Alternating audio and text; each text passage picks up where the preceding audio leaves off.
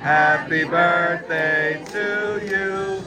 Happy birthday, dear Cora Sue. Happy birthday to you.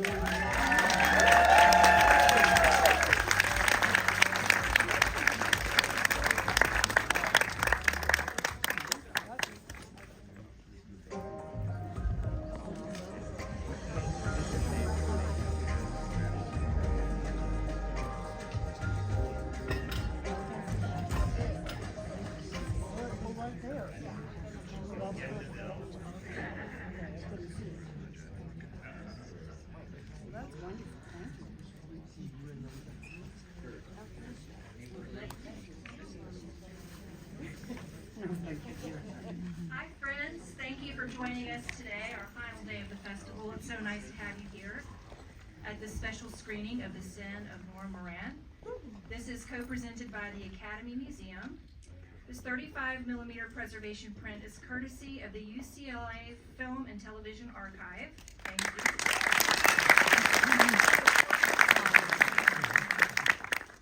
Before we get started, I just have a few announcements.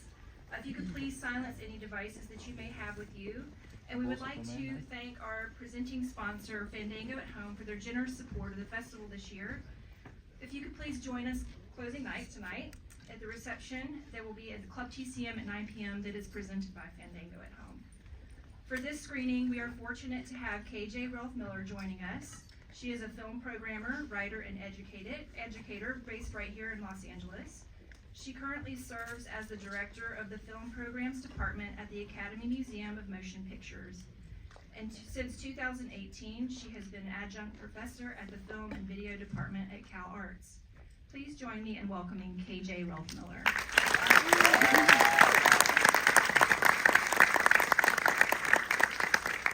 Thank you, Katie, for that introduction, and thank you all for being here today for this fascinating pre-code era Poverty Row production, The Sin of Nora Moran. Yeah.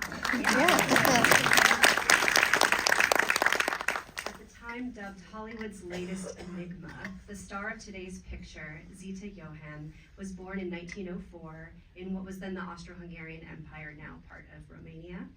Zita moved to New York City with her family at the age of 7. She got her start on the stage as a teenager in touring productions, and then premiered on Broadway in 1924 at the age of 19.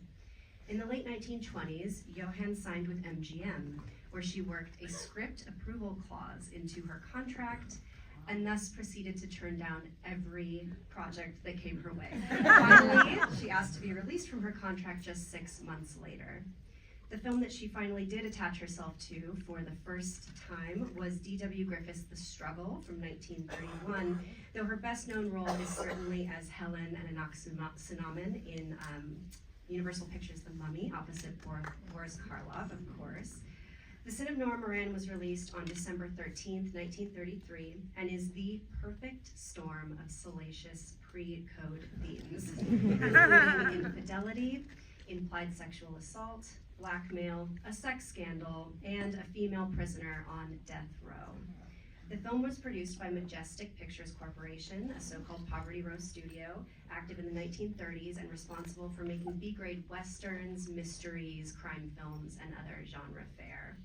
In its 5 years of existence as Majestic, before its absorption into Republic Pictures, the studio became known for producing higher quality films than other like-minded studios of the same ilk, and some of the narrative and visual flourishes in Nora Moran emphasize the studio's thoughtful approach to filmmaking, including the use of narratage, which was a term that described a technique of storytelling that was using a series of flashbacks, usually out of chronological order. As the late David Bordwell argues in his 2017 book, Reinventing Hollywood, techniques were like flashbacks, voiceover commentary, the use of dreams and hallucinations were really not all that common in Hollywood productions until the 1940s. Yet The Sin of Nora Moran from 1933 makes use of all of these narrative and structural conventions and more, even employing optical printing techniques to see sort of a double exposure and sometimes triple exposure on screen. It's really amazing and kaleidoscopic. To say that Nora Moran was alone in these choices is somewhat of a stretch, as films like Warner's 1932 production, 2 Seconds with Edward G. Robinson, utilizes the same narratage approach and touches on similar themes, but that film was released a year and a half before Nora Moran, and of course there are other examples. But it is striking to consider how near the cutting edge of narrative storytelling The Sin of Nora Moran appears today, 91 years after its original release. Best remembered perhaps for its iconic poster, and if you've never seen it, you have to look it up after this. The Sin of Nora Moran was also Zita's second to last major role before she retired from the screen to return to the stage. She died 31 years ago in 1993 at the age of 89. Someone who was on set playing a young Zita when Nora Moran was a child was Cora Sue Collins. We are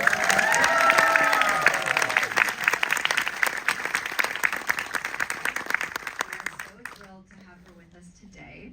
Propelled into show business by her ambitious mother, Cora Sue Collins was heavily in demand in the 1930s, with much of her popularity stemming from her uncanny talent of being able to cry on demand. Cora Sue enjoyed a succession of small acting parts throughout the first half of the decade, and The Sin of Nora Moran was one of 8 films she made in 1933 alone. Besides playing Zita Johann as a child, in today's film she also played Loretta Young, Norma Shearer, Greta Garbo, Merle Oberon, Claire Trevor, to name just a few, as children. To speak more about her experiences in Hollywood in the 1930s, please join me in welcoming Cora Sue Collins.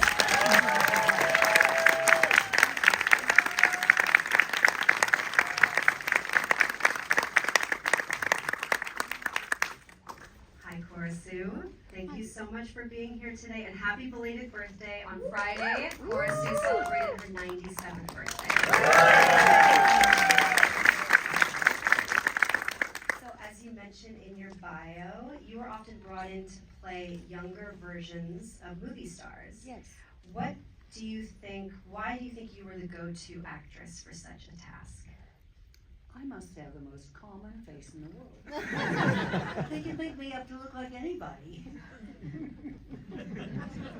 So you play a young Greta Garbo in Ruben Mamoulian's 1933 MGM picture Queen Christina. Yes. Do you have any memories of meeting Garbo? Oh, yes.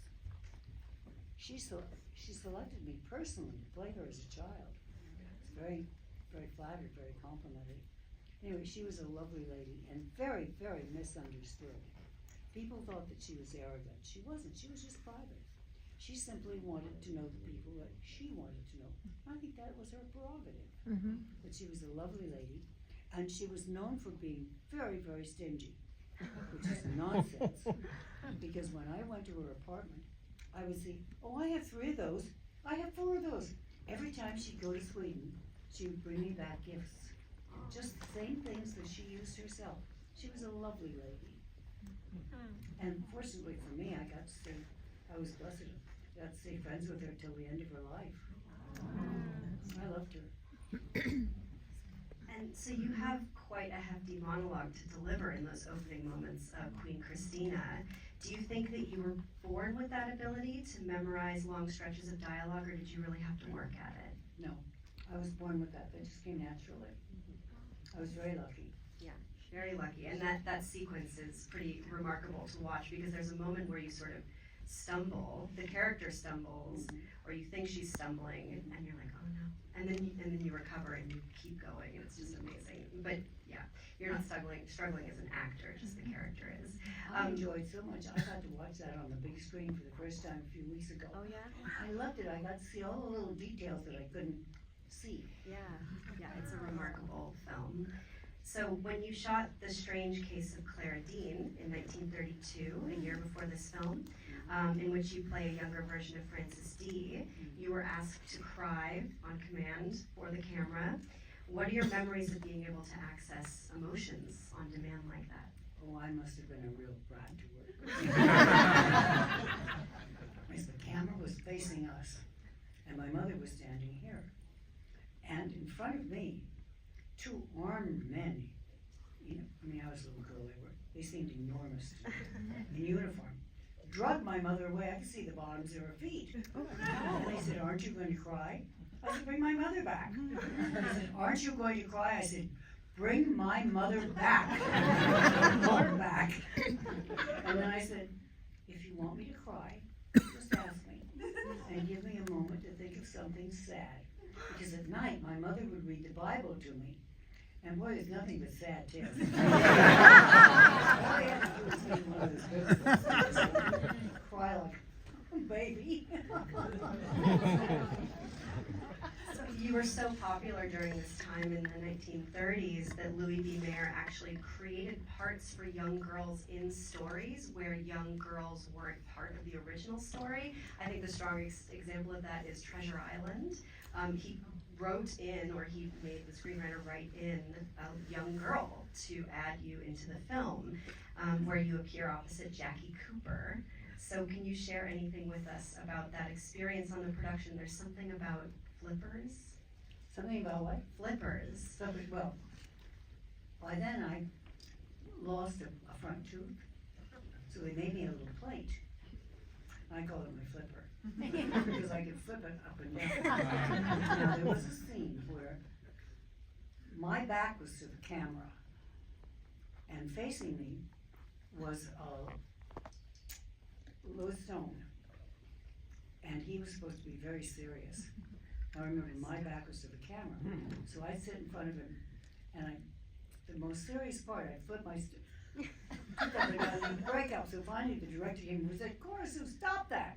We need a take. But I enjoyed it. I played Miss Goody Two Shoes and everything. So when I got a chance to be mischievous, I took it.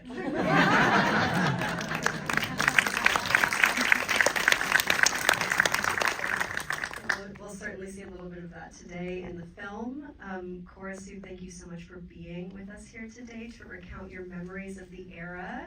And thank you to the audience for joining us for this remarkable picture this afternoon. Remember to put your phones away, turn them on silent. And now, from 1933, Bill Goldstone's The Sin of Nora Moran in 35